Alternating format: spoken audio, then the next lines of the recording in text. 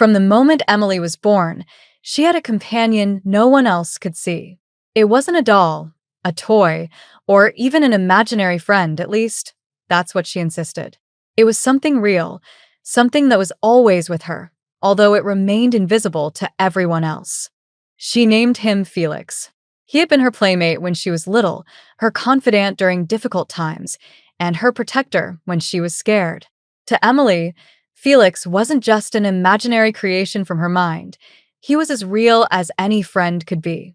Her parents had always brushed it off as a phase, thinking she would grow out of it. But by the time Emily turned 10, Felix was still very much a part of her life. And what's more, strange things started happening around the house.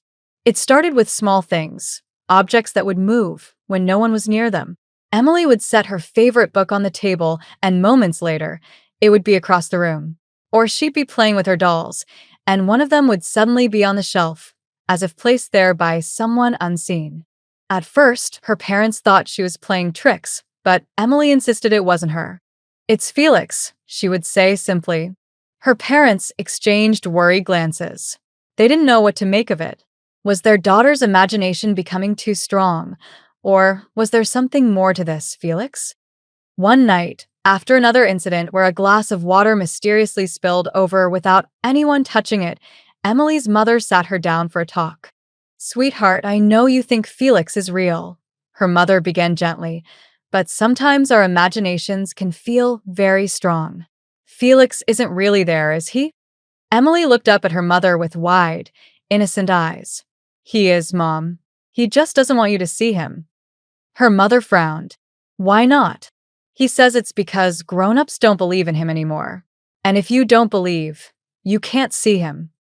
As the days went on, the strange events continued. Emily would talk to Felix as if he were sitting right beside her, laughing at his jokes and asking him questions. She even left out food for him at dinner, placing an extra plate at the table. One evening, after Emily had gone to bed, her father decided to do something about it. He walked into Emily's room, determined to get to the bottom of this. Maybe if he could show her that Felix wasn't real, she would stop talking about him so much. "Emily," he whispered, standing beside her bed. She opened her eyes sleepily.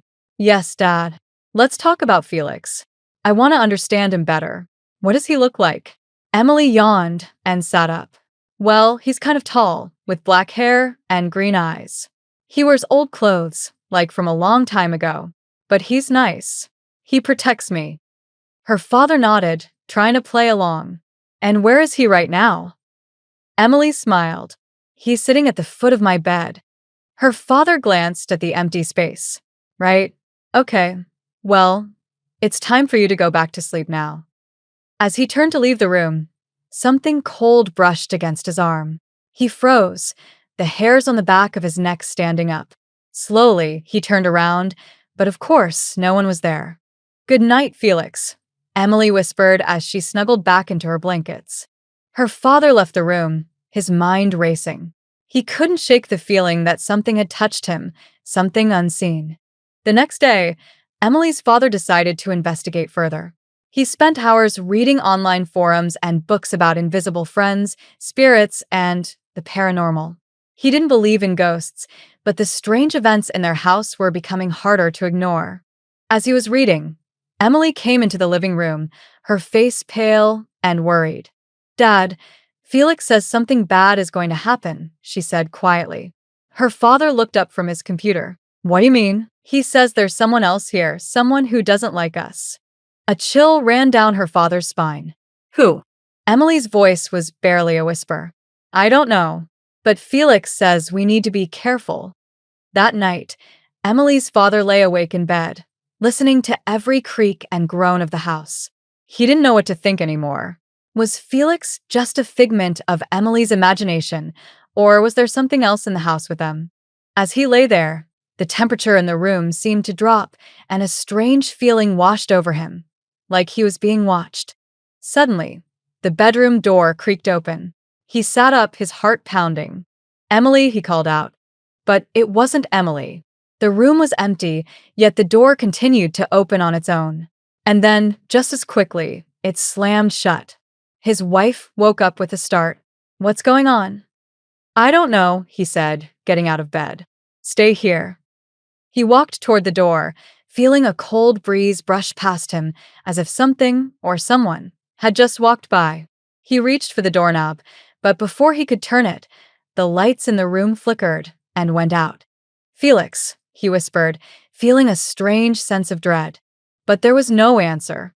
The next morning, Emily seemed quieter than usual. She picked at her breakfast, her eyes distant. Are you okay, sweetie? Her mother asked. Emily nodded slowly. Felix says we need to leave. Her parents exchanged worried glances. Why? Because it's not safe here anymore, Emily whispered. He says the other one is angry. Her father's heart sank. He had hoped this was all just Emily's imagination, but after last night, he wasn't so sure anymore. What should we do? Her mother asked, trying to stay calm. Emily looked up, her eyes filled with fear. Felix says we have to go. Now. That afternoon, they packed up their things and left the house, unsure of what was really going on. Was Felix truly protecting Emily from something, or was this all just a figment of her imagination? As they drove away, Emily looked out the back window, her eyes focused on something they couldn't see. Is Felix coming with us? Her father asked. Emily shook her head. No. He says his job is done. The house is safe now.